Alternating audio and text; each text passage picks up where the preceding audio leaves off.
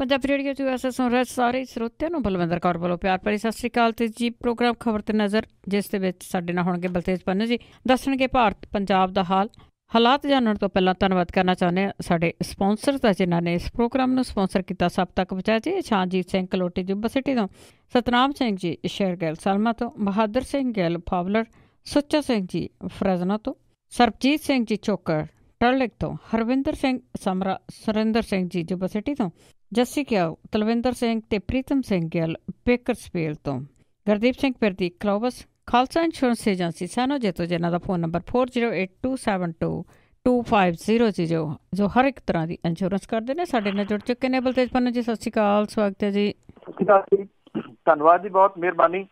ਤੇ ਆਪਾਂ ਆਧਾਰ ਕਾਰਡ ਦੀ ਗੱਲ ਕਰਦੇ ਹਾਂ ਕਿ ਕਾਫੀ ਟਾਈਮ ਤੋਂ ਆਧਾਰ ਕਾਰਡ ਦੀ ਗੱਲ ਕਰਦੇ ਆਏ ਹਾਂ, ਤੇ ਲੋਕਾਂ ਵਿੱਚ ਭੰਬਲ ਭੂਸਾ ਵੀ ਬਹੁਤ ਆ, ਤਾਂ ਫਿਕਰ ਵੀ ਬਹੁਤ ਆ, ਤੇ ਉਸ ਦੀ ਤਰੀਕ ਅੱਗੇ ਪਈ। ਐਕਚੁਅਲੀ ਜੀ ਜਿਹੜਾ ਸੁਪਰੀਮ ਕੋਰਟ ਹੈ ਜੀ, ਜਿਹੜੀ ਉਹਦੇ ਵਿੱਚ ਅੱਜ ਸੁਣਵਾਈ ਸ਼ੁਰੂ ਹੋ ਰਹੀ ਹੈ ਜੀ। ਜਿਹੜੀਆਂ ਵੱਖ-ਵੱਖ ਪਟੀਸ਼ਨਾਂ ਇਹਦੇ ਸਬੰਧ ਦੇ ਵਿੱਚ ਜਿਹੜੀਆਂ ਪਾਈਆਂ ਗਈਆਂ, ਸਰਕਾਰ ਨੇ 31 ਦਸੰਬਰ ਤੱਕ ਦੀ ਲਾਸਟ ਤਰੀਕ ਜਿਹੜੀ ਹੈ ਜੀ ਉਹ ਦਿੱਤੀ ਸੀ ਕਿ ਉਦੋਂ ਪਹਿਲਾਂ ਆਪਣੇ ਬੈਂਕ ਖਾਤਿਆਂ ਤੇ ਦੂਜੀ ਜ਼ਰੂਰੀ ਚੀਜ਼ਾਂ ਦੇ ਨਾਲ ਆਧਾਰ ਕਾਰਡ ਨੂੰ ਜਿਹੜਾ ਜੋੜੋ, ਨਹੀਂ ਤਾਂ ਇਹ ਬੈਂਕ ਖਾਤੇ ਜਿਹੜੇ ਆ ਜੀ ਉਹ ਬੰਦ ਹੋ ਜਾਣਗੇ। ਇਦੋਂ ਪਹਿਲਾਂ ਇਹ ਜਿਹੜੀ ਹੈ ਜੀ ਸੁਣਵਾਈ ਸ਼ੁਰੂ ਹੋਵੇ। ਅੱਜ ਇਹਦੇ ਵਿੱਚ ਕੀ ਬਣਦਾ ਹੈ, ਇਹ ਜਿਹੜਾ ਜੀ ਸੁਪਰੀਮ ਕੋਰਟ ਇਹਨਾਂ ਪਟੀਸ਼ਨਾਂ ਦੇ ਉੱਤੇ ਕੀ ਫੈਸਲਾ ਲੈਂਦੀ ਆ, ਉਹ ਕੀ ਹਦਾਇਤਾਂ ਦਿੰਦੀ ਆ, ਇਹ ਬਾਅਦ ਵਾਲੀਆਂ ਗੱਲਾਂ ਨੇ। ਸਰਕਾਰ ਨੇ ਇੱਕ ਨੋਟੀਫਿਕੇਸ਼ਨ ਜਿਹੜਾ ਜੀ ਉਹ ਜਾਰੀ ਕਰਕੇ ਕੇਂਦਰ ਦੀ ਸਰਕਾਰ ਨੇ ਇਹ ਆਖ ਦਿੱਤਾ ਹੈ ਕਿ 31 ਦਸੰਬਰ ਜਿਹੜੀ ਤੈਅ ਕੀਤੀ ਗਈ ਤਰੀਕ ਸੀ ਉਹ ਇਹਨੂੰ ਵਧਾ ਰਹੇ ਆ, ਭਾਵ ਕਿ 31 ਮਾਰਚ ਜਿਹੜੀ ਹੈ ਜੀ 2018 ਹੁਣ ਕਰ ਦਿੱਤੀ ਗਈ ਹੈ, ਜਿਹੜੇ ਇਹਨੂੰ ਆਧਾਰ ਦੇ ਨਾਲ ਲਿੰਕ ਕਰਨ ਦੀ ਜਿਹੜੀ ਹੈ ਜੀ ਉਹ ਤਰੀਕ। ਸਰਕਾਰੀ ਬਿਆਨ ਕਹਿੰਦਾ ਕਿ 31 ਮਾਰਚ 18 ਨੂੰ ਆਧਾਰ ਤੇ ਪੈਨ ਲਾਜ਼ਮੀ ਰੂਪ ਦੇ ਵਿੱਚ ਜਮ੍ਹਾਂ ਕਰਾਉਣ ਦੀ ਤਰੀਕ ਵਜੋਂ ਨੋਟੀਫਾਈ ਕਰਨ ਦਾ ਜਿਹੜਾ ਜੀ ਉਹ ਫੈਸਲਾ ਲਿਆ ਗਿਆ। ਜਿਹੜਾ ਬੈਂਕ ਖਾਤਾ ਸ਼ੁਰੂ ਕੀਤੇ ਜਾਣ ਦੀ ਤਰੀਕ ਤੋਂ 6 ਮਹੀਨੇ ਜਾਂ 31 ਮਾਰਚ 18 ਤੋਂ ਬਾਅਦ ਦੇ ਵਿੱਚ ਜਿਹੜਾ ਆਵੇ ਜੀ, ਉੱਥੇ ਆਧਾਰ ਨੰਬਰ ਤੇ ਪੈਨ ਨੰਬਰ ਜਾਂ ਫਾਰਮ 60 ਜਮ੍ਹਾਂ ਕਰਾਉਣ ਦੀ ਅੰਤਮ ਤਰੀਕ ਜਿਹੜੀ ਹੈ ਜੀ ਉਹ ਹੋਊਗੀ। ਉਧਰ ਜਿਹੜੀ ਪੰਜਾਬ ਸਰਕਾਰ ਹੈ ਜੀ, ਉਹਦੇ ਸਬ ਰਜਿਸਟਰਾਰ ਤੇ ਜੁਆਇੰਟ ਸਬ ਰਜਿਸਟਰਾਰ ਦਫ਼ਤਰਾਂ ਦੇ ਵਿੱਚ ਦਰਜ ਹੋਣ ਵਾਲੇ ਜਿੰਨੇ ਵੀ ਕਾਗਜ਼ ਪੱਤਰ ਨੇ, ਉਹਨਾਂ ਨੂੰ ਆਧਾਰ ਜਿਹੜਾ ਜੀ ਜ਼ਰੂਰੀ ਕਰਾਰ ਦਿੱਤਾ ਗਿਆ। ਜ਼ਮੀਨ ਦੀ ਰਜਿਸਟਰੀ ਕਰਾਉਣੀ ਹੈ, ਜਾਇਦਾਦ ਤਬਦੀਲੀ ਕਰਾਉਣੀ ਹੈ, ਵਸੀਅਤ ਬਣਾਉਣੀ ਹੈ, ਵਿਆਹ ਦੀ ਰਜਿਸਟ੍ਰੇਸ਼ਨ ਜਾਂ ਰਹਿਣ ਦੇ ਦਸਤਾਵੇਜ਼ਾਂ ਨੂੰ ਰਜਿਸਟ੍ਰੇਸ਼ਨ ਦੇ ਵਾਸਤੇ ਜਿਹਨੇ ਐਪਲੀਕੇਸ਼ਨ ਦੇਣੀ ਹੈ, ਉਹਦਾ ਆਧਾਰ ਕਾਰਡ ਦੇ ਨੰਬਰਾਂ ਨੂੰ ਦਰਜ ਕਰਨਾ ਲਾਜ਼ਮੀ ਜਿਹੜਾ ਜੀ ਉਹ ਕਰਾਰ ਕੀਤਾ ਗਿਆ। ਮੈਂ ਇੱਕ ਵਾਰੀ ਫੇਰ ਜਿਹੜਾ ਜੀ ਇਹ ਕਲੀਅਰ ਕਰ ਦੇਵਾਂ ਕਿ ਬਹੁਤ ਸਾਰੀ ਕਨਫਿਊਜ਼ਨ ਰਹਿੰਦੀ ਆ ਕਿ ਪਹਿਲਾਂ ਲੋਕ ਕਹਿੰਦੇ ਸੀ ਕਿ 31 ਦਸੰਬਰ ਤੋਂ ਪਹਿਲਾਂ ਬਣਾਉਣਾ ਪੈਣਾ, ਮੁੜ ਕੇ ਬਣਨਾ ਨਹੀਂ। ਇਹਨੂੰ 31 ਮਾਰਚ ਨੂੰ ਵੀ ਇਸ ਤਰੀਕੇ ਦੇ ਨਾਲ ਨਾ ਦੇਖਿਆ ਜਾਵੇ ਕਿ 31 ਮਾਰਚ ਤੋਂ ਬਾਅਦ ਇਹ ਆਧਾਰ ਕਾਰਡ ਬਣਨਾ ਨੀਗਾ, ਬਣਾਇਆ ਜਦੋਂ ਮਰਜ਼ੀ ਜਾ ਸਕਦਾ। ਉਹਦੇ ਉੱਤੇ ਕਿਸੇ ਕਿਸਮ ਦੀ ਕੋਈ ਰਿਸਟ੍ਰਿਕਸ਼ਨ ਜਾਂ ਟਾਈਮ ਬਾਉਂਡ ਨਹੀਂ ਹੈ। ਮਤਲਬ ਜੋੜਨ ਦੀ ਆ ਕਿ ਜੋੜਨਾ ਇਸ ਤਰੀਕ ਤੱਕ ਆ। ਤੇ ਅੱਗੇ ਆਪਾਂ ਸਿੰਚਾਈ ਘੁਟਾਲੇ ਦੀ ਗੱਲ ਪਹਿਲਾਂ ਵੀ ਕੀਤੀ ਸੀਗੀ, ਤੇ ਉਸ ਦੇ ਠੇਕੇਦਾਰ ਦੀ ਗ੍ਰਿਫਤਾਰੀ ਕਈਆਂ ਦੇ ਪਰਦੇ ਖੋਲ ਸਕਦੀ ਹੈ। ਬਿਲਕੁਲ ਜੀ, ਬਹੁਤ ਚਰਚਿਤ ਠੇਕੇਦਾਰ ਗੁਰਿੰਦਰ ਸਿੰਘ ਭਾਪਾ, ਇਹਦੀ ਗ੍ਰਿਫਤਾਰੀ ਜਿਹੜੀ ਹੈ ਜੀ, ਉਹਨੇ ਪੰਜਾਬ 'ਚ ਅਫਸਰਸ਼ਾਹੀ, ਸਿਆਸਤਦਾਨ ਤੇ ਠੇਕੇਦਾਰਾਂ ਦਾ ਜਿਹੜਾ ਗੱਠਜੋੜ ਹੈ, ਇਹਨੂੰ ਕਿਤੇ ਨਾ ਕਿਤੇ ਨੰਗਿਆਂ ਕਰਨ ਦੇ ਵਿੱਚ ਸਹਾਈ ਹੋ ਸਕਦੀ ਹੈ। ਵਿਜੀਲੈਂਸ ਦੇ ਮੁਤਾਬਕ ਇਸ ਗੱਠਜੋੜ ਕਰਕੇ ਸਿੰਚਾਈ ਘੁਟਾਲੇ ਰਾਹੀਂ ਸਰਕਾਰੀ ਖਜ਼ਾਨੇ ਨੂੰ ਕਰੋੜਾਂ ਰੁਪਈਏ ਦਾ ਰਗੜਾ ਜਿਹੜਾ ਜੀ ਉਹ ਲੱਗਾ।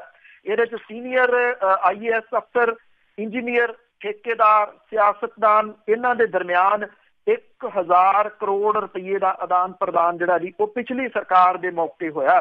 ਸੂਬੇ ਦੇ ਵਿੱਚ ਜਿਹੜੀ ਸੀ ਇਹ ਸੱਤਾ ਦੀ ਤਬਦੀਲੀ ਤੋਂ ਬਾਅਦ ਵਿਜੀਲੈਂਸ ਦੇ ਵੱਲੋਂ ਇਹ ਬੇਪਰਦ ਕੀਤਾ ਗਿਆ ਸਭ ਤੋਂ ਵੱਡਾ ਘੁਟਾਲਾ ਜਿਹੜਾ ਜੀ ਉਹ ਮੰਨਿਆ ਜਾ ਰਿਹਾ। ਸਿੰਚਾਈ ਘੁਟਾਲੇ ਦੇ ਵਿੱਚ ਇੱਕ ਠੇਕੇਦਾਰ ਰਾਤੋਂ ਰਾਤ ਅਰਬਪਤੀ ਹੀ ਨਹੀਂ ਬਣਿਆ ਜੀ, ਸਗੋਂ ਇੱਕ ਅਹਿਮ ਵਿਭਾਗ ਦੇ ਇੰਜੀਨੀਅਰ ਵਿੰਗ ਦੇ ਚੀਫ ਇੰਜੀਨੀਅਰ ਤੱਕ ਦੀਆਂ ਜਿਹੜੀਆਂ ਸੀਗੀਆਂ ਜੀ ਉਹ ਤਾਇਨਾਤੀਆਂ ਜਿਹੜੀਆਂ ਉਹ ਕਰਾਉਣ ਦੇ ਸਮਰੱਥ ਹੋ ਗਿਆ। ਇਸ ਤੋਂ ਬਾਅਦ ਅਫਸਰਸ਼ਾਹੀ ਦਰਮਿਆਨ ਧੜੇਬੰਦੀ ਵੀ ਸਾਹਮਣੇ ਆਈ। ਕੈਪਟਨ ਸਰਕਾਰ ਦੇ ਸੀਨੀਅਰ ਅਫਸਰਾਂ ਦਾ ਮੰਨਣਾ ਹੈ ਕਿ ਮੁੱਖ ਮੰਤਰੀ ਦੇ ਮੁੱਖ ਪ੍ਰਮੁੱਖ ਸਕੱਤਰ ਸੁਰੇਸ਼ ਕੁਮਾਰ ਹੋਰਾਂ ਦੀ ਨਿਯੁਕਤੀ ਨੂੰ ਹਾਈ ਕੋਰਟ ਦੇ ਵਿੱਚ ਚੁਣੌਤੀ ਦੇਣ ਦੇ ਮਾਮਲੇ ਨੂੰ ਵੀ ਇਸ ਘੁਟਾਲੇ ਦੇ ਨਾਲ ਜੁੜੇ ਅਫਸਰਾਂ ਦੇ ਦਿਮਾਗ ਦੀ ਕਾਢ ਮੰਨਿਆ ਜਾ ਰਿਹਾ। ਸਿੰਚਾਈ ਘੁਟਾਲੇ ਦੀ ਤਫਤੀਸ਼ ਦੇ ਨਾਲ ਜਿਹੜੇ ਵਿਜੀਲੈਂਸ ਆਫੀਸਰ ਜੁੜੇ ਨੇ, ਉਹ ਕਹਿੰਦੇ ਆ ਕਿ ਪੰਜਾਬ ਦੇ 2 ਸੀਨੀਅਰ IAS ਅਧਿਕਾਰੀਆਂ ਦਾ ਗੁਰਿੰਦਰ ਸਿੰਘ ਭਾਪਾ ਨੂੰ ਸਿੱਧਾ ਆਸ਼ੀਰਵਾਦ ਹੋਣ ਕਰਕੇ ਇਹ ਕਾਰੋਬਾਰ ਛੜੱਪੇ ਮਾਰ ਕੇ ਵਧਿਆ। ਇਹਨਾਂ IAS ਅਧਿਕਾਰੀਆਂ ਦੇ ਖਿਲਾਫ ਕਾਰਵਾਈ ਲਈ ਮੁੱਖ ਮੰਤਰੀ ਕੈਪਟਨ ਅਮਰਿੰਦਰ ਸਿੰਘ ਹੋਰਾਂ ਨੇ ਹਾਲ ਦੀ ਘੜੀ ਵਿਜੀਲੈਂਸ ਨੂੰ ਕੋਈ ਹੁਕਮ ਨਹੀਂ ਦਿੱਤਾ। ਵਿਜੀਲੈਂਸ ਦੀ ਮੁੱਢਲੀ ਜਿਹੜੀ ਤਫਤੀਸ਼ ਹੈ ਜੀ 2006 ਤੇ 7 ਦੇ ਦੌਰਾਨ ਗੁਰਿੰਦਰ ਸਿੰਘ ਠੇਕੇਦਾਰ, ਗੁਰਿੰਦਰ ਸਿੰਘ ਭਾਪਾ ਜਿਹੜਾ ਜੀ, ਇਹਦੀ ਕੰਪਨੀ ਦੀ ਸਾਲਾਨਾ ਆਮਦਨ ਕੋਈ ਪੌਣੇ 5 ਕਰੋੜ ਰੁਪਏ ਸੀ। ਅਕਾਲੀ ਭਾਜਪਾ ਸਰਕਾਰ ਦੇ ਦੌਰਾਨ ਸੀਨੀਅਰ ਅਧਿਕਾਰੀਆਂ ਤੇ ਸਿਆਸਤਦਾਨਾਂ ਦੀ ਇਹਦੇ ਉੱਤੇ ਇਸ ਤਰ੍ਹਾਂ ਦੀ ਕਿਰਪਾ ਹੋਈ ਕਿ 16-17 ਦੇ ਦੌਰਾਨ ਇਹ ਆਮਦਨ 300 ਕਰੋੜ ਰੁਪਏ ਤੱਕ ਪਹੁੰਚ ਗਈ ਜੀ। ਕਿੱਥੇ ਪੌਣੇ 5 ਕਰੋੜ ਤੇ ਕਿੱਥੇ 300 ਕਰੋੜ। ਕੇਂਦਰ ਦੀਆਂ ਹਦਾਇਤਾਂ ਦੇ ਅਨੁਸਾਰ ਜਿਹੜੇ ਐਮਰਜੈਂਸੀ ਦੇ ਸਮੇਂ ਫੰਡਾਂ ਦੀ ਵਰਤੋਂ ਦੇ ਅਦਾਇਗੀਆਂ CMR ਰੇਟਾਂ ਅਨੁਸਾਰ ਜਿਹੜੀਆਂ ਜੀ ਉਹ ਕਰਨੀਆਂ ਜ਼ਰੂਰੀ ਸੀ, ਪਰ ਇਸ ਠੇਕੇਦਾਰ ਨੂੰ ਫਾਇਦਾ ਪਹੁੰਚਾਉਣ ਦੇ ਵਾਸਤੇ CSR ਰੇਟਾਂ ਤੇ ਵੱਧ ਰੇਟਾਂ ਦੇ ਜਿਹੜੇ ਜੀ ਉਹ ਠੇਕੇ ਦਿੱਤੇ ਗਏ। ਇਹ ਸਮਝਿਆ ਜਾ ਰਿਹਾ ਜੀ ਕਿ ਇਹਦੀ ਗ੍ਰਿਫਤਾਰੀ ਦੇ ਨਾਲ ਇਹ ਕੁਝ ਅਫਸਰ ਜਿਹੜੇ ਸੀਨੀਅਰ ਆਫਿਸਰ ਨੇ ਔਰ ਇਸ ਤੋਂ ਇਲਾਵਾ ਕੁਝ ਜਿਹੜੇ ਸਿਆਸਤਦਾਨ ਨੇ ਉਹਨਾਂ ਦੇ ਨਾਮ ਸਿੱਧੇ ਜਿਹੜੇ ਆ ਜੀ ਇਸ ਮਾਮਲੇ ਦੇ ਵਿੱਚ ਸਾਹਮਣੇ ਆ ਸਕਦੇ ਆ। ਹੁਣ ਵੇਖਣਾ ਇਹ ਹੋਊਗਾ ਕਿ ਗੁਰਿੰਦਰ ਸਿੰਘ ਭਾਪਾ ਦੀ ਜਿਹੜੀ ਗ੍ਰਿਫਤਾਰੀ ਆ ਜੀ ਉਹ ਕਿੰਨਾ ਕੁਝ ਬੋਲਦਾ ਆ ਵਿਜੀਲੈਂਸ ਦੇ ਸਾਹਮਣੇ, ਔਰ ਇਸ ਤੋਂ ਇਲਾਵਾ ਜੋ ਉਹ ਬੋਲਦਾ ਆ ਉਹ ਲੋਕਾਂ ਦੇ ਸਾਹਮਣੇ ਆਉਂਦਾ ਜਾਂ ਸਕਿਨ ਜਿਹੜੀ ਹੈ ਜੀ ਉਹ ਸੇਵ ਕੀਤੀ ਜਾਂਦੀ ਹੈ ਉਹਨਾਂ ਸਿਆਸਤਦਾਨਾਂ ਦੀ। ਜੇ 300 ਕਰੋੜ ਰੁਪਏ ਤੱਕ ਇਹਦੀ ਪਹੁੰਚ ਗਈ ਤੇ ਤੁਸੀਂ ਅੰਦਾਜ਼ਾ ਲਾ ਸਕਦੇ ਹੋ ਵੀ ਜੇ 1000 ਕਰੋੜ ਰੁਪਏ ਦੀ ਹੇਰਾਫੇਰੀ ਕਹੀ ਜਾ ਰਹੀ ਹੈ ਵੀ 700 ਕਰੋੜ ਰੁਪਇਆ ਕਿੰਨਾ ਨੇ ਹੜੱਪਿਆ। ਬਿਲਕੁਲ ਜੀ, ਕੋਈ ਪਤਾ ਨਹੀਂ ਉਹਨੇ ਸਕਿਨ ਪਹਿਲਾਂ ਹੀ ਸੇਵ ਕਰ ਲਈ ਹੋਵੇ, ਕੁਛ ਦੱਸੂਗਾ ਜਾਂ ਨਹੀਂ। ਤੇ ਆਪਾਂ ਗੁਜਰਾਤ ਦੀਆਂ ਚੋਣਾਂ ਵੱਲ ਵੱਧਦੇ ਹਾਂ। ਉਹਨਾਂ ਦੀਆਂ ਚੋਣਾਂ ਅੱਜ, ਪਰ ਰਾਹੁਲ ਦੇ ਇੰਟਰਵਿਊ ਨੂੰ ਲੈ ਕੇ ਇਲੈਕਸ਼ਨ ਕਮਿਸ਼ਨ ਵੱਲੋਂ ਨੋਟਿਸ। ਬਿਲਕੁਲ ਜੀ, ਗੁਜਰਾਤ ਦੇ ਵਿੱਚ ਵੋਟਾਂ ਪੈਣ ਦਾ ਕੰਮ ਸ਼ੁਰੂ ਹੋ ਚੁੱਕਾ ਹੈ ਜੀ। ਹਾਲਾਂਕਿ ਪਿਛਲੀ ਜਿਹੜਾ ਸੀਗਾ ਜੀ ਗੇੜ ਉਹਦੇ ਵਿੱਚ ਵੋਟਾਂ 68% ਦੇ ਕਰੀਬ ਪਈਆਂ ਸੀਗੀਆਂ। ਅੱਜ ਵਾਲੀਆਂ ਵੋਟਾਂ ਦੀ ਪਰਸੈਂਟੇਜ ਕਿੰਨੀ ਜਿਹੜੀ ਹੈ ਜੀ ਉਹ ਵੱਧਦੀ ਆ, ਇਹ ਬੜਾ ਡਿਪੈਂਡ ਕਰੂਗਾ। ਉਂਝ ਵੈਸੇ ਜਿੱਥੇ ਜਿਹੜੇ ਜ਼ਿਲ੍ਹਿਆਂ ਦੇ ਵਿੱਚ ਅੱਜ ਵੋਟਾਂ ਪੈ ਰਹੀਆਂ ਨੇ 93 ਸੀਟਾਂ ਦੇ ਵਾਸਤੇ, ਇਹਨਾਂ ਦੇ ਵਿੱਚ ਬਹੁਤ ਸਾਰੀਆਂ ਸੀਟਾਂ ਉਹ ਨੇ ਜਿਹਦੇ ਉੱਤੇ ਪਾਟੀਦਾਰ ਪਟੇਲ ਭਾਈਚਾਰੇ ਦਾ ਹੋਲਡ ਹੈ। ਉਹ ਬਹੁਤ ਸਾਰੀਆਂ ਸੀਟਾਂ ਦੇ ਨਤੀਜੇ ਜਿਹੜੇ ਆ ਜੀ ਉਹ ਕਿਤੇ ਵੀ ਉਲਟ ਫੇਰ ਕਰ ਸਕਦਾ ਹੈ। ਜਿਹੜੇ ਦਲਿਤ ਭਾਈਚਾਰਾ ਜੀ ਉਹਨਾਂ ਦੀਆਂ ਸੀਟਾਂ ਜਿਹੜੀਆਂ ਹੈਗੀਆਂ ਨੇ ਕੁਝ ਜਿਹਦੇ ਉੱਤੇ ਉਹ ਤਕੜਾ ਉਲਟ ਫੇਰ ਕਰ ਸਕਦੇ ਆ। ਦੋਨੋਂ ਕਾਂਗਰਸ ਦੀ ਮਦਦ ਕਰ ਰਹੇ ਆ। ਮੈਂ ਇੱਕ ਵੀਡੀਓ ਦੇਖ ਰਿਹਾ ਸੀਗਾ ਜਿਹਦੇ ਵਿੱਚ ਪ੍ਰਧਾਨ ਮੰਤਰੀ ਜਿਹੜੇ ਨੇ ਉਹ ਗਲੀਆਂ ਤੱਕ ਦੇ ਵਿੱਚੋਂ ਜਿਹੜਾ ਜੀ ਉਹ ਲੰਘ ਰਹੇ ਨੇ ਕਾਰ ਦੇ ਉੱਤੇ, ਗੱਡੀ ਦੇ ਉੱਤੇ। ਕੋਈ 20 ਬੰਦੇ ਕਿਤੇ ਖੜੇ ਨੇ, ਕਿਤੇ 25 ਬੰਦੇ ਜਿਹੜੇ ਆ ਜੀ ਖੜੇ ਆ, ਉਹਨਾਂ ਨੂੰ ਹੱਥ ਹਿਲਾਉਂਦੇ ਸਟਰੀਟ ਥਾਣੀ ਜਾ ਰਹੇ ਆ। ਮਤਲਬ ਇਹ ਕਹਿਣ ਦਾ ਕਿ ਅੱਜ ਤੱਕ ਕਦੇ ਇਹ ਨਹੀਂ ਹੋਇਆ ਕਿ ਮੁਲਕ ਦਾ ਪ੍ਰਧਾਨ ਮੰਤਰੀ ਜਿਹੜਾ ਜੀ ਕਿਸੇ ਸੂਬੇ ਦੀ ਇਲੈਕਸ਼ਨ ਦੇ ਵਿੱਚ ਉਹ ਇੰਨਾ ਰੁੱਝ ਗਿਆ ਹੋਵੇ ਕਿ ਦਿੱਲੀ ਜਿਹੜੀ ਆ ਜੀ ਉਹ ਭੁੱਲ ਗਈ ਹੋਵੇ। ਮੈਕਸੀਮਮ ਦਿਨ ਜਿਹੜੇ ਆ ਜੀ ਇਸ ਮਹੀਨੇ ਦੇ 1 ਮਹੀਨੇ ਦੇ ਦੌਰਾਨ ਜਿਹੜਾ ਜੀ ਉਹ ਪ੍ਰਧਾਨ ਮੰਤਰੀ ਹੋਰਾਂ ਨੇ ਉੱਥੇ ਲਾਏ ਆ, ਕਿਉਂਕਿ ਅੱਡੀ ਚੋਟੀ ਦਾ ਜ਼ੋਰ ਜਿਹੜਾ ਜੀ ਉਹ ਲੱਗਿਆ ਹੋਇਆ। ਉਧਰ ਜਿਹੜੇ ਇਹਨਾਂ ਦੇ ਹੀ ਇੱਕ MP ਨੇ ਸ਼ਤਰੂਘਨ ਸਿਨਹਾ, ਅਕਸਰ ਉਹ ਵੱਖਰੀ ਜਿਹੜੀ ਸੁਰ ਰੱਖਦੇ ਆ। ਉਹਨਾਂ ਨੇ ਇਹ ਗੱਲ ਆਖੀ ਆ ਕਿ ਜੇ ਤਾਂ ਬਈ ਗੁਜਰਾਤ ਜਿੱਤ ਲਿਆ ਫਿਰ ਤਾਂ ਇਹਦਾ ਸਿਹਰਾ ਜਿਹੜਾ ਲੈਣਗੇ ਅਮਿਤ ਸ਼ਾਹ ਤੇ ਨਰਿੰਦਰ ਮੋਦੀ ਹੋਰੀ। ਉਹਨਾਂ ਨੇ ਕਿਹਾ ਕਿ ਇਹ ਵੀ ਕਲੀਅਰ ਕਰ ਦਿਓ ਵੀ ਇਹ ਗੁਜਰਾਤ ਜਿੱਤਿਆ ਨਾ ਗਿਆ ਤੇ ਇਹਦੀ ਜ਼ਿੰਮੇਵਾਰੀ ਕਿਹਦੇ ਸਿਰ ਤੇ ਪਾਓਗੇ। ਔਰ ਇਹਦੇ ਨਾਲ ਜਿਹੜਾ ਜੀ ਇੱਕ ਹੋਰ ਇਹਦੇ ਵਿੱਚ ਕੰਟਰੋਵਰਸੀ ਇਹ ਜੁੜ ਗਈ ਕਿ ਕਾਂਗਰਸ ਦੇ ਪ੍ਰਧਾਨ ਰਾਹੁਲ ਗਾਂਧੀ ਹੋਰਾਂ ਦੀ ਇੱਕ ਇੰਟਰਵਿਊ ਜਿਹੜੀ ਆ ਜੀ ਉਹ ਇੱਕ TV ਚੈਨਲ ਨੇ ਬ੍ਰੌਡਕਾਸਟ ਜਿਹੜੀ ਉਹ ਕਰਨੀ ਸ਼ੁਰੂ ਕੀਤੀ। ਤਾਂ ਇਹਦੇ ਉੱਤੇ ਝੱਟ ਦੇਣੀ ਨੋਟਿਸ ਜਿਹੜਾ ਸੀ ਭਾਰਤੀ ਜਨਤਾ ਪਾਰਟੀ ਨੇ ਲੈ ਕੇ ਇਲੈਕਸ਼ਨ ਕਮਿਸ਼ਨ ਤੱਕ ਸ਼ਿਕਾਇਤ ਕੀਤੀ, ਕਿਉਂਕਿ ਟੈਕਨੀਕਲੀ ਜਿਹੜਾ ਜੀ ਜਦੋਂ ਚੋਣ ਪ੍ਰਚਾਰ ਸਮਾਪਤ ਹੋ ਜਾਂਦਾ ਉਸ ਤੋਂ ਬਾਅਦ ਓਪਨਲੀ ਕੋਈ ਪ੍ਰਚਾਰ ਨਹੀਂ ਕੀਤਾ ਜਾ ਸਕਦਾ। ਰਾਹੁਲ ਗਾਂਧੀ ਹੋਰਾਂ ਦੀ ਇਸ ਇੰਟਰਵਿਊ ਦੇ ਬਾਰੇ ਦੇ ਵਿੱਚ ਇਹ ਆਖਿਆ ਗਿਆ ਕਿ ਇਹ ਚੋਣ ਪ੍ਰਚਾਰ ਦਾ ਪਾਰਟ ਹੈ, ਇਸ ਕਰਕੇ ਇਹ ਉਲੰਘਣਾ ਹੈ। ਇਲੈਕਸ਼ਨ ਕਮਿਸ਼ਨ ਨੇ ਜਿਹੜਾ ਜੀ ਚੈਨਲ ਦੇ ਖਿਲਾਫ FIR ਦਰਜ ਕਰਨ ਦੇ ਹੁਕਮ ਦਿੱਤੇ। ਕਾਂਗਰਸ ਇਹ ਕਹਿੰਦੀ ਆ ਕਿ ਸੀਕੀ ਦਾ ਸਮਾਗਮ ਹੋ ਰਿਹਾ ਸੀ, ਸੀਕੀ ਦੇ ਸਮਾਗਮ ਦੇ ਵਿੱਚ ਪ੍ਰਧਾਨ ਮੰਤਰੀ ਜਿਹੜੇ ਨੇ ਨਰਿੰਦਰ ਮੋਦੀ ਹੋਰੀ ਉਹ ਵੀ ਲੈਕਚਰ ਕਰ ਰਹੇ ਸੀਗੇ। ਇਹਨੂੰ ਵੀ ਉਸੇ ਹੀ ਸੰਦਰਭ ਦੇ ਵਿੱਚ ਲਿਆ ਜਾਣਾ ਚਾਹੀਦਾ ਕਿ ਉਹਨਾਂ ਨੇ ਇਹ ਜਿਹੜਾ ਜੀ ਚੋਣ ਪ੍ਰਚਾਰ ਬੰਦ ਹੋਣ ਤੋਂ ਬਾਅਦ ਕਿਵੇਂ ਜਿਹੜਾ ਸੀ ਉਹ ਕਰ ਲਿਆ। ਇਸ ਸਭ ਕਾਸੇ ਦੀ ਕੰਟਰੋਵਰਸੀ ਦੇ ਵਿੱਚ ਅੱਜ ਗੁਜਰਾਤ ਦੇ ਲੋਕ ਜਿਹੜੇ ਆ ਜੀ ਉਹ ਨਿਕਲਣਗੇ ਵੋਟਾਂ ਪਾਉਣ ਦੇ ਵਾਸਤੇ। 18 ਤਰੀਕ ਨੂੰ ਜਿਹੜੇ ਆ ਜੀ ਇਹਦੇ ਨਤੀਜੇ ਆਉਣਗੇ ਔਰ 18 ਤਰੀਕ ਨੂੰ ਨਤੀਜੇ ਜਿਹੜੇ ਆ ਜੀ ਉਹ ਕੀ ਆਉਂਦੇ ਆ, ਕਿੱਧਰ ਨੂੰ ਦਿਸ਼ਾ ਜਿਹੜੀ ਆ ਜੀ ਉਹ ਜਾਂਦੀ ਆ, ਬੜੀ ਅਹਿਮ ਰਹੂਗੀ। ਗੁਜਰਾਤ ਦੀਆਂ ਚੋਣਾਂ ਨਾ ਹੋ ਕੇ ਇੱਕ ਕਿਸਮ ਦੇ ਨਾਲ ਇਹ ਜਿਹੜਾ ਜੀ ਤੁਸੀਂ ਕਹਿ ਲਓ ਕਿ ਫਾਈਨਲ ਮੈਚ ਤੋਂ ਪਹਿਲਾਂ ਦਾ ਜਿਹੜਾ ਜੀ ਇਹ ਪ੍ਰਦਰਸ਼ਨੀ ਮੈਚ ਹੈ ਇਹ, ਕਿਉਂਕਿ ਗੁਜਰਾਤ ਜਿਹੜਾ ਭਾਰਤੀ ਜਨਤਾ ਪਾਰਟੀ ਦਾ ਗੜ੍ਹ ਸਮਝਿਆ ਜਾਂਦਾ। ਉਸ ਤੋਂ ਬਾਅਦ ਅਗਲੀ ਵਾਰੀ ਜਿਹੜੀ ਹੈ ਜੀ ਭਾਰਤੀ ਜਨਤਾ ਪਾਰਟੀ ਦੇ ਅਗਲੇ ਗੜ੍ਹ ਮੱਧ ਪ੍ਰਦੇਸ਼ ਦੀ ਹੈ ਤੇ ਉਸ ਤੋਂ ਬਾਅਦ ਉਦੋਂ ਅਗਲੇ ਗੜ੍ਹ ਜਿਹੜਾ ਜੀ ਰਾਜਸਥਾਨ ਦੀ ਹੈ। ਇਹ ਦੋ ਜਿਹੜੇ ਸੂਬੇ ਨੇ ਗੁਜਰਾਤ ਤੋਂ ਬਾਅਦ ਬੜੇ ਅਹਿਮ ਰਹਿਣਗੇ ਭਾਰਤੀ ਜਨਤਾ ਪਾਰਟੀ ਦੇ। ਔਰ ਜਿਹੜੀਆਂ ਰਿਪੋਰਟਾਂ ਨੇ ਉਹ ਤਾਂ ਇਹ ਦੱਸਦੀਆਂ ਨੇ ਕਿ ਇਹਨਾਂ ਸਾਰੇ ਸੂਬਿਆਂ ਦੇ ਵਿੱਚ ਐਂਟੀ ਇਨਕੰਬੈਂਸੀ ਜਿਹੜੀ ਆ ਉਹ ਸਿਰ ਚੜ੍ਹ ਕੇ ਬੋਲ ਰਹੀ ਹੈ। ਬਿਲਕੁਲ ਜੀ, ਜਿਸ ਤਰ੍ਹਾਂ ਤੁਸੀਂ ਮੋਦੀ ਦੀ ਗੱਲ ਕੀਤੀ ਆ, ਉਹਦੇ ਤਾਂ ਮੇਰੇ ਖਿਆਲ ਦੇ ਵਿੱਚ ਇੰਨਾ ਪ੍ਰਚਾਰ ਤੇ ਕੋਈ ਮੁੱਖ ਮੰਤਰੀ ਵੀ ਕਿਸੇ ਸਟੇਟ ਲਈ ਨਹੀਂ ਕਰਦਾ ਜਿੰਨਾ ਉਹ ਰੁੱਝਿਆ ਰਿਹਾ ਇੱਧਰ। ਤੇ ਅੱਗੇ ਆਪਾਂ ਕਰਜ਼ਾ ਮਾਫੀ ਦੀ ਜੇ ਗੱਲ ਕਰੀਏ ਤਾਂ ਉਸ ਦੀ ਤਰੀਕ ਲੰਘ ਗਈ ਆ, ਉਸ ਦਾ ਕਰਜ਼ਾ ਮਾਫੀ ਵਾਲਾ ਜਿਹੜਾ ਕਹਿੰਦੇ ਸੀਗੇ ਕਰਜ਼ਾ ਮਾਫ ਕੀਤਾ ਜਾਊਗਾ।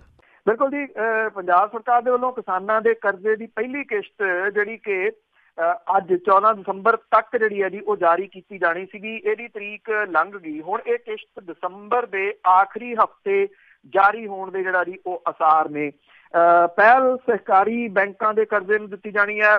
ਇਹਦੇ ਸਬੰਧ ਦੇ ਵਿੱਚ ਜਿਹੜੇ ਮੁੱਖ ਸੈਕਟਰੀ ਨੇ ਮਾਲ ਵਿਭਾਗ ਦੇ, ਉਹਦੇ ਦਫ਼ਤਰ ਦੇ ਵਿੱਚ ਸੰਬੰਧਿਤ ਅਧਿਕਾਰੀਆਂ ਦੀ ਜਿਹੜੀ ਮੌਜੂਦਗੀ ਦੇ ਵਿੱਚ ਜ਼ਿਲ੍ਹਿਆਂ ਦੇ ਡਿਪਟੀ ਕਮਿਸ਼ਨਰਾਂ ਦੇ ਨਾਲ ਵੀਡੀਓ ਕਾਨਫਰੰਸਾਂ ਕਰਕੇ ਬੈਂਕਾਂ ਤੋਂ ਸੰਬੰਧਿਤ ਕਿਸਾਨਾਂ ਦੇ ਕਰਜ਼ੇ ਦਾ ਬਿਊਰਾ ਜਿਹੜਾ ਜੀ ਉਹ ਛੇਤੀ ਪੂਰਾ ਕਰਾਉਣ ਦੇ ਹੁਕਮ ਜਿਹੜੇ ਉਹ ਦਿੱਤੇ ਗਏ ਆ।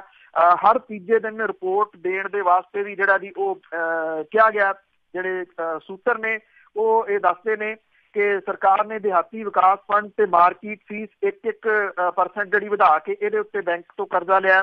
1600 ਕਰੋੜ ਰੁਪਏ ਮਿਲ ਗਏ ਆ ਤੇ ਸਰਕਾਰ ਨੇ ਸਮੁੱਚੇ ਤੌਰ ਦੇ ਉੱਤੇ ਕਰੀਬ 5600 ਕਰੋੜ ਰੁਪਏ ਦਾ ਜੁਗਾੜ ਕਰਨ ਦੀ ਕੋਸ਼ਿਸ਼ ਕੀਤੀ ਹੈ। ਸਰਕਾਰ ਦੇ ਵੱਲੋਂ ਵਿਧਾਨ ਸਭਾ ਦੇ ਵਿੱਚ 2.5 ਤੇ 5 ਏਕੜ ਤੋਂ ਘੱਟ ਜ਼ਮੀਨ ਵਾਲੇ ਤੋਂ 10 ਲੱਖ ਤੇ 22,000 ਕਿਸਾਨਾਂ ਦੇ 2-2 ਲੱਖ ਰੁਪਏ ਦੇ ਕਰਜ਼ੇ ਮੁਆਫ ਕਰਨ ਲਈ 9500 ਕਰੋੜ ਰੁਪਏ ਦੀ ਜ਼ਰੂਰਤ ਦੇ ਬਾਰੇ ਕੀਤਾ ਖੁਲਾਸਾ। ਹੁਣ ਅਸਲੀ ਤੱਥ ਆਉਣ ਦੇ ਉੱਤੇ ਜਿਹੜਾ ਜੀ ਉਹ ਬਦਲ ਗਿਆ। ਸਹਿਕਾਰੀ ਵਿਭਾਗ ਦੇ 3600 ਕਰੋੜ ਰੁਪਏ ਦੇ ਦਿਖਾਏ ਕਰਜ਼ੇ ਘਟ ਕੇ 1/3 ਤੱਕ ਰਹਿ ਜਾਣ ਦੀ ਉਮੀਦ ਹੈ ਜੀ। ਪੂਰਾ ਮਾਮਲਾ 5000 ਕਰੋੜ ਤੋਂ ਥੋੜੇ ਵੱਧ ਨਾਲ ਵੀ ਨਿਬੇੜਿਆ ਜਿਹੜਾ ਜੀ ਉਹ ਜਾ ਸਕਦਾ ਹੈ। ਸਹਿਕਾਰੀ ਬੈਂਕਾਂ ਤੇ ਸਭਾਵਾਂ ਦੇ ਵਿੱਚ ਖਾਤਿਆਂ ਦੇ ਹਿਸਾਬ ਕਿਤਾਬ ਦੇ ਵਿੱਚ ਵੱਡੇ ਪੱਧਰ ਦੇ ਉੱਤੇ ਹੇਰ ਫੇਰ ਸਾਹਮਣੇ ਆਉਣ ਦੇ ਵੀ ਆਸਾਰ ਜਿਹੜੇ ਆ ਜੀ ਉਹ ਦੱਸੇ ਗਏ ਆ। ਇਸ ਵੇਲੇ ਜਿਹੜੀਆਂ ਬੈਂਕਾਂ ਨੇ, ਖੇਤੀ ਬੈਂਕਾਂ, ਉਹਨਾਂ ਤੋਂ ਪੂਰੀ ਡਿਟੇਲ ਜਿਹੜੀ ਹੈ ਜੀ ਉਹ ਮੰਗੀ ਜਾ ਰਹੀ ਹੈ। ਜਦੋਂ ਚੋਣਾਂ ਹੋ ਰਹੀਆਂ ਸੀਗੀਆਂ ਜੀ ਉਦੋਂ ਵਾਅਦਾ ਹੋਰ ਸੀਗਾ, ਹੁਣ ਜਿਹੜਾ ਜੀ ਉਹ ਹੋਰ ਹੈ। ਸਮੁੱਚਾ ਕਰਜ਼ਾ ਮਾਫ ਕਰਨ ਦੀਆਂ ਜਿਹੜੀਆਂ ਵੀਡੀਓਜ਼ ਦੀ ਉਹ ਅਜੇ ਵੀ ਘੁੰਮਦੀਆਂ ਫਿਰਦੀਆਂ ਨੇ। ਉਹਨਾਂ ਉਦੋਂ ਆਖਿਆ ਸੀਗਾ ਕਿ ਪੰਜਾਬ ਦੇ ਕਿਸਾਨਾਂ ਸਿਰ 73,000 ਕਰੋੜ ਰੁਪਏ ਦਾ ਕਰਜ਼ਾ ਹੈ ਔਰ ਇਹਦੇ ਵਿੱਚੋਂ ਤਕਰੀਬਨ 60,000 ਕਰੋੜ ਰੁਪਏ ਦਾ ਫਸਲੀ ਕਰਜ਼ਾ ਹੈ। ਫਸਲੀ ਕਰਜ਼ੇ ਤੋਂ ਫਿਲਹਾਲ 5,000 ਕਰੋੜ ਰੁਪਏ ਤੋਂ ਜ਼ਿਆਦਾ ਦਾ ਕਰਜ਼ਾ ਮਾਫ ਕਰਨਾ ਤੇ 31 ਮਾਰਚ 17 ਤੋਂ ਬਾਅਦ ਹੋਈ ਦੇਰੀ ਦਾ ਵਿਆਜ ਵੀ ਜਿਹੜਾ ਜੀ ਮਾਫ ਕਰਨ ਸੰਬੰਧੀ ਸਰਕਾਰ ਨੇ ਨੋਟੀਫਿਕੇਸ਼ਨ ਦੇ ਉੱਤੇ ਅਜੇ ਅਮਲ ਹੋਣਾ ਜਿਹੜਾ ਜੀ ਉਹ ਜਾਰੀ ਹੈ। ਲੈਟਸ ਅਗਲੀ ਤਰੀਕ ਜਿਹੜੀ ਹੈ ਜੀ ਉਦੋਂ ਪਹਿਲਾਂ ਕੋਈ ਹੋਰ ਚੋਣ ਨਾ ਆ ਜਾਏ ਜਿਹਦੇ ਜਾਬਤੇ ਦੇ ਕਰਕੇ ਇਹ ਤਰੀਕ ਫੇਰ ਗਾਂਹ ਪੈ ਜੀ। ਜੀ ਜੀ, ਚੋਣਾਂ ਤਾਂ ਬਹੁਤ ਆ ਰਹੀਆਂ ਜੀ। ਤੇ ਅੱਗੇ ਆਪਾਂ ਇੱਕ ਗੁਪਤ ਰਿਪੋਰਟ ਆਈ ਆ, ਉਸ ਦੀ ਜੇ ਗੱਲ ਕਰੀਏ ਪੰਜਾਬ ਦੇ ਵਿੱਚ, ਤੇ ਉਸ ਦੇ ਵਿੱਚ ਪੰਜਾਬ ਦੇ ਨਾਮਵਰ ਡਿਫਾਲਟਰਾਂ ਦਾ ਪਰਦਾਫਾਸ਼। ਐਕਚੁਅਲੀ ਬੈਂਕਾਂ ਨੇ ਜਦੋਂ ਪਿਛਲੇ ਦਿਨਾਂ ਦੇ ਵਿੱਚ ਇਹ ਕਿਹਾ ਜੀ ਕਿ ਉਹ ਬੈਂਕ ਡਿਫਾਲਟਰ ਜਿਹੜੇ ਸਿਆਸੀ ਲੋਕ ਨੇ ਇਹਨਾਂ ਦੇ ਘਰਾਂ ਦੇ ਮੂਹਰੇ ਜਾ ਕੇ ਧਰਨੇ ਦੇਣਗੇ, ਜਿੰਦਾਬਾਦ ਮੁਰਦਾਬਾਦ ਜਿਹੜੇ ਜੀ ਉਹ ਕਰਨਗੇ। ਤੇ ਬੜਾ ਇਹਨੂੰ ਇੰਟਰਸਟਿੰਗਲੀ ਜਿਹੜਾ ਜੀ ਦੇਖਿਆ ਗਿਆ ਕਿ ਕੀ ਕੁਛ ਹੋਊਗਾ। ਇਹਦੀ ਸ਼ੁਰੂਆਤ ਦਿਆਲ ਸਿੰਘ ਕੋਲਿਆਂ ਵਾਲੀ ਦੇ ਘਰ ਤੋਂ ਹੋਣੀ ਸੀਗੀ। ਪਹੁੰਚੇ ਤਾਂ ਹੈ ਨਹੀਂ ਉੱਥੇ ਬੈਂਕ ਵਾਲੇ ਜੀ, ਪਰ ਇਸ ਘੁਰਕੀ ਦੇ ਨਾਲ ਦਿਆਲ ਸਿੰਘ ਕੋਲਿਆਂ ਵਾਲੀ ਨੇ 5 ਲੱਖ ਰੁਪਈਆ ਜਿਹੜਾ ਜੀ ਉਹ ਜਮ੍ਹਾਂ ਕਰਾਤਾ ਤੇ ਇਹ ਕਿਹਾ ਕਿ ਬਾਕੀ ਜਿਹੜਾ ਪੈਸਾ ਜੀ ਉਹ 31 ਦਸੰਬਰ ਤੱਕ ਉਹ ਜਮ੍ਹਾਂ ਕਰਾ ਦੂਗਾ। ਇਸ ਕਰਕੇ ਬੈਂਕ ਵਾਲੇ ਜਿਹੜੇ ਸੀਗੇ ਜੀ ਉਹਦੇ ਘਰ ਦੇ ਮੂਹਰੇ ਗਏ ਨਹੀਂ ਵੀ ਚਲੋ ਇੱਕ ਕਿਸ਼ਤ ਜਿਹੜੀ ਜੀ ਉਹ ਆ ਗਈ। ਵੈਸੇ ਉਹ 95 ਲੱਖ ਰੁਪਏ ਦਾ ਜਿਹੜਾ ਡਿਫਾਲਟਰ ਹੈ ਇੱਥੇ ਜਿਹੜਾ ਸਹਿਕਾਰੀ ਬੈਂਕਾਂ ਦਾ, ਉਹਨੇ ਬਿਜਲੀ ਬੋਰਡ ਦੇ ਵੀ ਪੈਸੇ ਜਿਹੜੇ ਆ ਜੀ ਦੇਣੇ ਆ। ਬਿਜਲੀ ਬੋਰਡ ਦਾ ਵੀ 20 ਲੱਖ ਰੁਪਏ ਕਰੀਬ ਦਾ ਉਹ ਡਿਫਾਲਟਰ ਹੈ। ਜਥੇਦਾਰ ਤੇ ਸਾਬਕਾ ਚੇਅਰਮੈਨ ਦਿਆਲ ਸਿੰਘ ਕੋਲਿਆਂ ਵਾਲੀ ਜਿਹੜੀ ਇਹ ਰਿਪੋਰਟ ਆਈ ਹੈ ਜੀ, ਇਹਦੇ ਵਿੱਚ ਇਹਨਾਂ ਬੈਂਕਾਂ ਦੇ ਕਰੋੜਾਂ ਰੁਪਏ ਜਿਹੜੇ ਆ ਜੀ ਇਹਨਾਂ ਸਿਆਸਤਦਾਨਾਂ ਨੇ ਦੱਬੇ ਹੋਏ ਆ। ਸਾਬਕਾ ਵਿਧਾਇਕ, ਵਜ਼ੀਰ, ਸਾਬਕਾ ਸੰਸਦ ਮੈਂਬਰ, ਇਹ ਜਿਹੜੇ ਜੀ ਸਾਰੇ ਦੇ ਸਾਰੇ ਇਸ ਹਮਾਮ ਦੇ ਵਿੱਚ ਇੱਕੋ ਜਿਹੇ ਨੇ। ਅਕਾਲੀ ਸਰਕਾਰ ਦੇ ਵਿੱਚ ਟਰਾਂਸਪੋਰਟ ਮੰਤਰੀ ਰਹੇ ਕਪੂਰਥਲੇ ਦੇ ਰਘਬੀਰ ਸਿੰਘ ਹੋਰਾਂ ਦਾ ਨਾਮ ਇਸ ਰਿਪੋਰਟ ਦੇ ਵਿੱਚ ਆਇਆ ਜੀ। ਉਹਨਾਂ ਦੇ ਸਿਰ ਖੇਤੀ ਵਿਕਾਸ ਬੈਂਕ ਕਪੂਰਥਲਾ ਦਾ 61 ਲੱਖ ਰੁਪਏ ਦਾ ਕਰਜ਼ਾ ਖੜਾ। ਸਾਬਕਾ ਮੰਤਰੀ ਤੇ ਕਾਂਗਰਸ ਨੇਤਾ ਰਮਨ ਭੱਲਾ ਨੇ ਖੇਤੀ ਵਿਕਾਸ ਬੈਂਕ ਪਠਾਨਕੋਟ ਦਾ 19 ਲੱਖ ਰੁਪਏ ਦਾ ਕਰਜ਼ਾ ਨਹੀਂ ਮੋੜਿਆ। ਅਕਾਲੀ ਦਲ ਦੇ ਸਾਬਕਾ MP ਅਮਰੀਕ ਸਿੰਘ ਆਲੀਵਾਲ ਤੇ ਉਹਨਾਂ ਦੇ ਮੁੰਡੇ ਯਾਦਵਿੰਦਰ ਸਿੰਘ ਵੀ ਇਹਦੇ ਸ਼ਾਮਲ ਨੇ।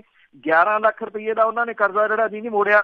ਸਾਬਕਾ ਅਕਾਲੀ ਵਿਧਾਇਕ ਤੇ ਮੌਜੂਦਾ ਆਮ ਆਦਮੀ ਪਾਰਟੀ ਦਾ ਆਗੂ ਪਿਛਲੀ ਚੋਣ ਜਿਹੜੀ ਸਮਾਣੇ ਤੋਂ ਲੜਨ ਵਾਲਾ ਜਗਤਾਰ ਸਿੰਘ ਰਾਜਲਾ, ਉਹਨੇ 30 ਲੱਖ ਰੁਪਈਆ ਜਿਹੜਾ ਜੀ ਇਹ ਦੇਣਾ ਬੈਂਕਾਂ ਦਾ, ਜਿਹਦੇ ਖਿਲਾਫ ਸਮਾਣੇ ਦਾ ਜਿਹੜਾ ਬੈਂਕ ਆ ਜੀ ਉਹ ਹੁਣ ਸਟੈਪ ਲੈ ਰਿਹਾ।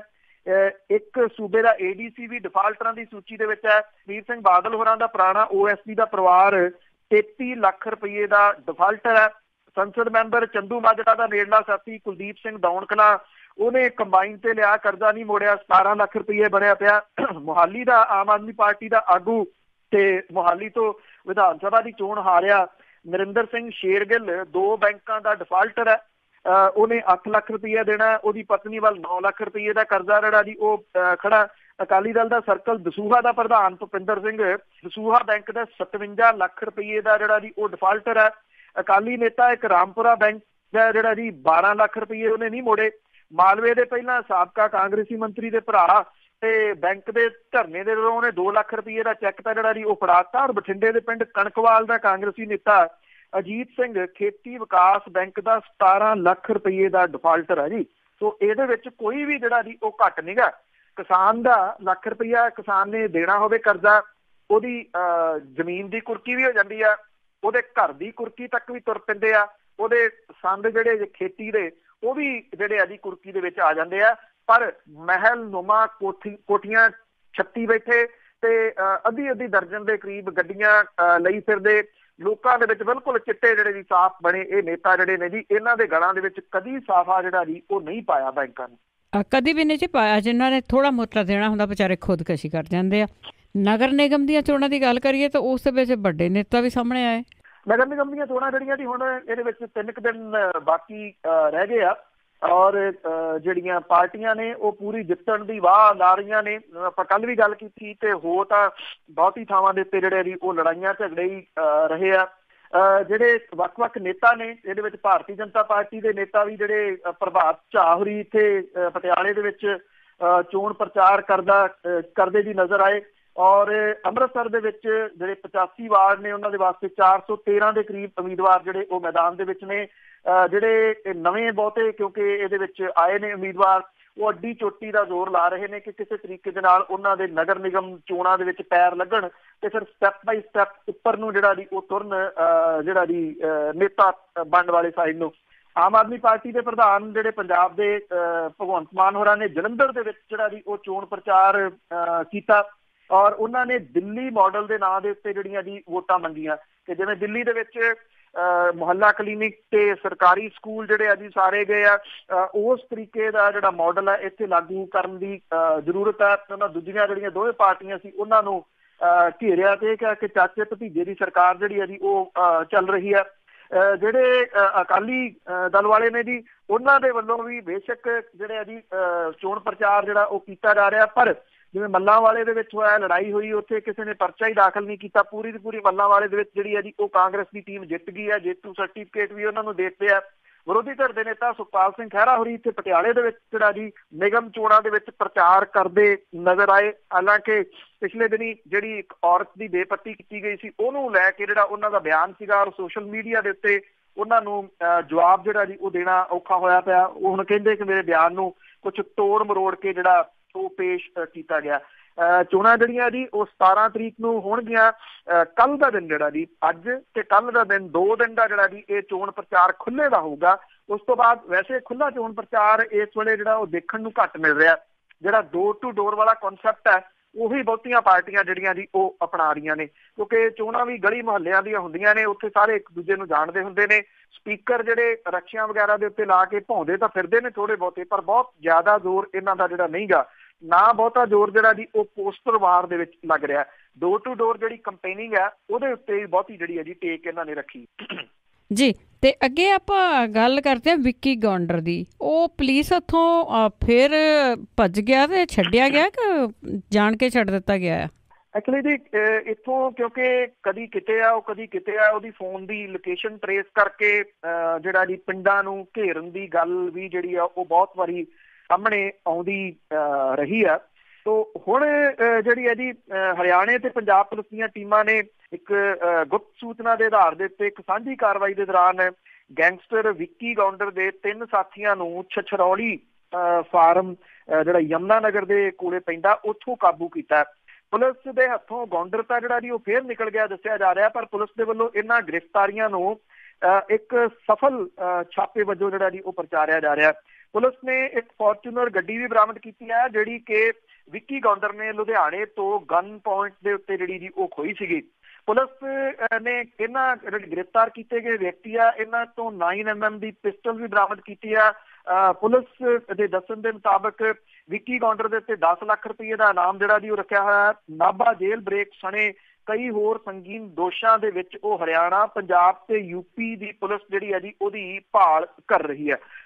ਜਿਹੜੀ ਪੰਜਾਬ ਪੁਲਿਸ ਹੈ ਜੀ ਇਹ ਕਿਹਾ ਜਾ ਰਿਹਾ ਜੀ ਕਿ ਜਿਹੜੇ ਫੇਸਬੁੱਕ ਪੇਜ ਨੇ ਉਹਨਾਂ ਦੇ ਉੱਤੇ ਵੀ ਨੇੜੇ ਤੋਂ ਨਿਗਾਹ ਜਿਹੜੀ ਆ ਉਹ ਰੱਖ ਰਹੀ ਹੈ ਕਿ ਕਿਹੜੇ ਲੋਕ ਇਹਨਾਂ ਪੇਜ ਨੂੰ ਲਾਈਕ ਕਰਦੇ ਨੇ, ਕਿਹੜੇ ਲੋਕ ਇਹਨਾਂ ਦੇ ਉੱਤੇ ਕਮੈਂਟ ਜਿਹੜਾ ਜੀ ਉਹ ਕਰਦੇ ਆ।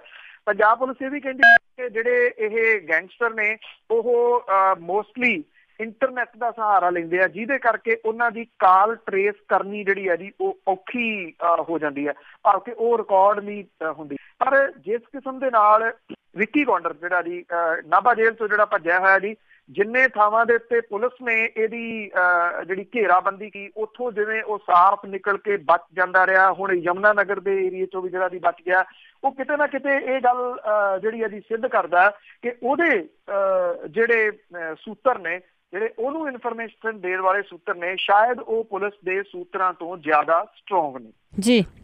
ਤੇ ਅੱਗੇ ਅਖੀਰ ਦੇ ਵਿੱਚ ਆਪਾਂ ਗੱਲ ਕਰਦੇ ਹਾਂ ਅਕਾਲੀ ਦਲ ਦਾ ਸਥਾਪਨਾ ਦਿਵਸ ਸੀ ਤੇ ਬਲਵੰਤ ਸਿੰਘ ਖੇੜਾ ਨੇ 2 ਸੰਵਿਧਾਨਾਂ ਦੀ ਗੱਲ ਫੇਰ ਚਿਤਾਰੀ ਹੈ ਕਿ 2 ਸੰਵਿਧਾਨ ਕਿਸ ਤਰ੍ਹਾਂ। ਅੱਜ ਅਕਾਲੀ ਦਲ ਦਾ ਸਥਾਪਨਾ ਦਿਵਸ ਹੈ ਜੀ। 14 ਦਸੰਬਰ 1920 ਦੇ ਵਿੱਚ ਅਕਾਲੀ ਦਲ ਦੀ ਜਿਹੜੀ ਹੈ ਜੀ ਉਹ ਸਥਾਪਨਾ ਹੋਈ ਸੀਗੀ। ਅਕਾਲੀ ਦਲ ਇੱਕ ਧਾਰਮਿਕ ਪਾਰਟੀ ਵਜੋਂ ਜਿਹੜਾ ਜੀ ਉਦੋਂ ਸਾਹਮਣੇ ਆਇਆ ਸੀ। ਗੁਰਦੁਆਰਾ ਸੁਧਾਰ ਲਹਿਰ ਦੇ ਵਿੱਚ ਉਹਨੇ ਜਿਹੜੀ ਹੈ ਜੀ ਉਹ ਕੰਟਰੀਬਿਊਸ਼ਨ ਕੀਤੀ ਕਾਫੀ ਵੱਡੀ। ਉਸ ਤੋਂ ਬਾਅਦ ਇਹ ਹੌਲੀ ਜਿਹੜਾ ਸੀਗਾ ਜੀ ਬਣ ਗਿਆ ਇੱਕ ਸਿਆਸੀ party. Socialist party of India ਦੇ ਜਿਹੜੇ ਹੈਗੇ ਨੇ ਮੀਤ ਪ੍ਰਧਾਨ ਬਲਵੰਤ ਸਿੰਘ ਖੇੜਾ, ਉਹ ਲਗਾਤਾਰ ਇੱਕ ਲੜਾਈ ਜਿਹੜੀ ਹੈ ਜੀ ਲੜ ਰਹੇ ਆ ਪਿਛਲੇ ਸਾਲਾਂ ਤੋਂ। ਉਹਨਾਂ ਨੇ ਅੱਜ ਸਥਾਪਨਾ ਦਿਵਸ ਦੇ ਮੌਕੇ ਦੇ ਉੱਤੇ ਫਿਰ ਇੱਕ ਵਾਰੀ ਕੁਐਸਚਨ ਜਿਹੜੇ ਆ ਜੀ ਉਹ ਖੜੇ ਕੀਤੇ ਆ। ਇਹ ਗੱਲ ਆਖੀ ਆ ਕਿ 2 ਦਹਾਕਿਆਂ ਤੋਂ ਪੰਥਕ ਏਜੰਡੇ ਤੋਂ ਮੂੰਹ ਮੋੜਨ ਵਾਲੇ ਅਕਾਲੀ ਦਲ ਨੇ ਮੁੜ ਤੋਂ ਪੰਥਕ ਏਜੰਡਾ ਅਪਣਾਉਣ ਲਈ ਆਪਣਾ 97ਵਾਂ ਸਥਾਪਨਾ ਦਿਵਸ ਜਿਹੜਾ ਜੀ ਉਹ ਦੀਵਾਨ ਹਾਲ ਗੁਰਦੁਆਰਾ ਸਾਹਿਬ ਮੰਜੀ ਸਾਹਿਬ ਦੇ ਵਿੱਚ ਜਿਹੜਾ ਜੀ ਉਹ ਰੱਖਿਆ ਹੋਇਆ। ਅੱਜ ਜਿਹੜਾ ਜੀ ਉਹ ਕਹਿੰਦੇ ਆ ਕਿ ਸ਼੍ਰੋਮਣੀ ਅਕਾਲੀ ਦਲ ਦੇ ਵੱਲੋਂ ਆਪਣੇ ਆਪ ਨੂੰ ਧਰਮ ਨਿਰਪੱਖ ਪਾਰਟੀ ਦੱਸਿਆ ਗਿਆ। ਜਿਹੜੇ ਬਲਵੰਤ ਸਿੰਘ ਖੇੜਾ ਨੇ ਉਹਨਾਂ ਨੇ ਕੁਝ ਦਸਤਾਵੇਜ਼ ਜਿਹੜੇ ਨੇ ਇਹਦੇ ਸਬੰਧ ਦੇ ਵਿੱਚ ਸਬੂਤ ਦੇ ਵਜੋਂ ਅਦਾਲਤ ਵੀ ਲਾਏ ਨੇ ਤੇ ਉਹਨਾਂ ਨੇ ਪ੍ਰੈਸ ਕਾਨਫਰੰਸ ਦੇ ਵਿੱਚ ਵੀ ਇਹ ਜਿਹੜੀਆਂ ਦੀ ਚੀਜ਼ਾਂ ਸਾਹਮਣੇ ਲਿਆਂਦੀਆਂ। ਉਹਨਾਂ ਨੇ ਕਿਹਾ ਕਿ ਅਕਾਲੀ ਦਲ ਨੇ ਚੋਣ ਕਮਿਸ਼ਨ ਦੇ ਕੋਲੋਂ ਮਾਨਤਾ ਲੈਣ ਲਈ 1999 ਦੇ ਵਿੱਚ ਜਿਹੜਾ ਹਲਫਨਾਮਾ ਭੇਜਿਆ ਸੀ ਉਹਦੇ 'ਚ ਆਪਣੇ ਆਪ ਨੂੰ ਸ਼੍ਰੋਮਣੀ ਅਕਾਲੀ ਦਲ ਨੇ ਧਰਮ ਨਿਰਪੱਖ ਪਾਰਟੀ ਦੱਸਿਆ ਸੀ। ਬਲਵੰਤ ਸਿੰਘ ਖੇੜਾ ਕਹਿੰਦੇ ਕਿ ਇਸ ਹਲਫਨਾਮੇ ਤੋਂ ਬਾਅਦ ਸ਼੍ਰੋਮਣੀ ਅਕਾਲੀ ਦਲ ਦਿੱਲੀ ਤੇ ਪੰਜਾਬ ਦੇ ਵਿੱਚ ਸ਼੍ਰੋਮਣੀ ਕਮੇਟੀ ਦੀਆਂ ਚੋਣਾਂ ਰਾਜਨੀਤਿਕ ਪਾਰਟੀ ਵਜੋਂ ਲੜਦਾ ਆਇਆ ਜੀ। ਉਹਨਾਂ ਨੇ ਕਿਹਾ ਕਿ ਅਕਾਲੀ ਦਲ ਦੇ ਆਪਣੇ ਦਸਤਾਵੇਜ਼ ਇਹਨੂੰ ਝੂਠਾ ਸਾਬਤ ਕਰ ਰਹੇ ਆ। ਉਹਨਾਂ ਨੇ ਸਬੂਤ ਵਜੋਂ ਦੱਸਿਆ ਕਿ ਜਿਹੜੇ ਅਕਾਲੀ ਦਲ ਦੇ ਵਿੱਚ 1999 ਚ ਆਪਣੇ ਆਪ ਨੂੰ ਧਰਮ ਨਿਰਪੱਖ ਹੋਣ ਦਾ ਹਲਫਨਾਮਾ ਦਿੱਤਾ ਸੀ, ਉਸੇ ਪਾਰਟੀ ਨੇ ਸੰਨ 2004 ਦੇ ਵਿੱਚ ਪਾਰਟੀ ਸੰਵਿਧਾਨ ਦੇ ਵਿੱਚ ਸੋਧ ਕਰਨ ਲਈ ਕਮੇਟੀ ਬਣਾਈ ਤੇ ਸ਼੍ਰੋਮਣੀ ਅਕਾਲੀ ਦਲ ਦੇ 2 ਮੌਜੂਦਾ ਪ੍ਰਧਾਨ ਸੁਖਬੀਰ ਸਿੰਘ ਬਾਦਲ ਜਿਹੜੇ ਨੇ ਜੀ ਉਹਨਾਂ ਨੇ ਅੰਡਰ ਸੈਕਟਰੀ ਇਲੈਕਸ਼ਨ ਕਮਿਸ਼ਨ ਨੂੰ 19 ਜਨਵਰੀ 2008 ਨੂੰ ਇੱਕ ਚਿੱਠੀ ਲਿਖੀ ਤੇ ਉਹਨਾਂ ਨੇ ਸ਼੍ਰੋਮਣੀ ਅਕਾਲੀ ਦਲ ਦੇ ਸੰਵਿਧਾਨ ਦੇ ਵਿੱਚ ਸੋਧਾਂ ਕਰ ਲਈਆਂ ਨੇ। ਜਦੋਂ ਕਿ ਇਹ ਸੋਧਾਂ ਕਰਨ ਵਾਲਾ ਜਨਰਲ ਇਜਲਾਸ ਉਹ ਕਹਿੰਦੇ ਕਿ ਤੇਜਾ ਸਿੰਘ ਸਮੁੰਦਰੀ ਹਾਲ ਦੇ ਵਿੱਚ 31 ਜਨਵਰੀ 2008 ਨੂੰ ਜਿਹੜਾ ਜੀ ਉਹ ਹੋਇਆ ਸੀਗਾ। ਉਹ ਕਹਿੰਦੇ ਕਿ ਜਦੋਂ ਇਹ ਜਿਹੜਾ ਜੀ ਇਜਲਾਸ 31 ਜਨਵਰੀ ਨੂੰ ਹੋ ਰਿਹਾ ਤੇ 19 ਜਨਵਰੀ ਨੂੰ ਤੁਸੀਂ ਚਿੱਠੀ ਲਿਖ ਕੇ ਦੇ ਰਹੇ ਹੋ ਵੀ ਸੋਧਾਂ ਦਾ ਗੱਲ ਕਿਵੇਂ ਕਹਿ ਰਹੇ ਹੋ। ਬਲਵੰਤ ਸਿੰਘ ਖੇੜਾ ਹੋਰਾਂ ਦਾ ਜਿਹੜਾ ਪੁਆਇੰਟ ਇਹ ਆ ਕਿ ਅਕਾਲੀ ਦਲ ਨੇ 2 ਸੰਵਿਧਾਨ ਜਿਹੜੇ ਆ ਜੀ ਉਹ ਰੱਖੇ ਹੋਏ ਆ। ਜਦੋਂ ਤਾਂ ਰਾਜਨੀਤਿਕ ਚੋਣਾਂ ਹੁੰਦੀਆਂ ਨੇ ਤਾਂ ਉਹ ਸੰਵਿਧਾਨ ਵਰਤਦਾ ਜਿਹਦੇ ਵਿੱਚ ਉਹ ਆਪਣੇ ਆਪ ਨੂੰ ਧਰਮ ਨਿਰਪੱਖ ਪਾਰਟੀ ਜਿਹੜੀ ਸਿੱਧ ਕਰਦਾ, ਤੇ ਜਦੋਂ ਸ਼੍ਰੋਮਣੀ ਗੁਰਦੁਆਰਾ ਪ੍ਰਬੰਧਕ ਕਮੇਟੀ ਦੀਆਂ ਚੋਣਾਂ ਹੁੰਦੀਆਂ ਨੇ ਫਿਰ ਉਹ ਜਿਹੜਾ ਸੰਵਿਧਾਨ ਵਰਤਦਾ ਉਹ ਇੱਕ ਧਾਰਮਿਕ ਪਾਰਟੀ ਵਾਲਾ ਜਿਹੜਾ ਜੀ ਉਹ ਵਰਤਦਾ। ਹਾਂਜੀ ਬਿਲਕੁਲ, ਇਹਦੀ ਵੀ ਛਾਣਬੀਣ ਹੋਣੀ ਬਹੁਤ ਜ਼ਰੂਰੀ ਆ। ਬਹੁਤ ਬਹੁਤ ਧੰਨਵਾਦ ਬਲਤੇਜ ਪੰਨੂ ਜੀ। ਮਿਹਰਬਾਨੀ ਜੀ, ਧੰਨਵਾਦ, ਸਤਿ ਸ਼੍ਰੀ ਅਕਾਲ। ਸਤਿ ਸ਼੍ਰੀ ਅਕਾਲ ਜੀ। ਤੇ ਸਰੋਤੇ ਸਨ ਬਲਤੇਜ ਪੰਨੂ ਜੀ, ਸਾਡੇ ਨਾਲ ਜੁੜਦੇ ਨੇ, ਕਰਦੇ ਨੇ ਖਬਰਾਂ। ਇਸੇ ਦੇ ਨਾਲ ਸਾਡਾ ਅੱਜ ਦਾ ਬੁਲਟਨ ਇੱਥੇ ਸਮਾਪਤ। ਅਗਲੇ ਬੁਲਟਨ ਤੱਕ ਬਲਵਿੰਦਰ ਕੌਰ ਵੱਲੋਂ ਆਪ ਸਭ ਨੂੰ ਪਿਆਰ ਭਰੀ ਸਤਿ ਸ਼੍ਰੀ ਅਕਾਲ।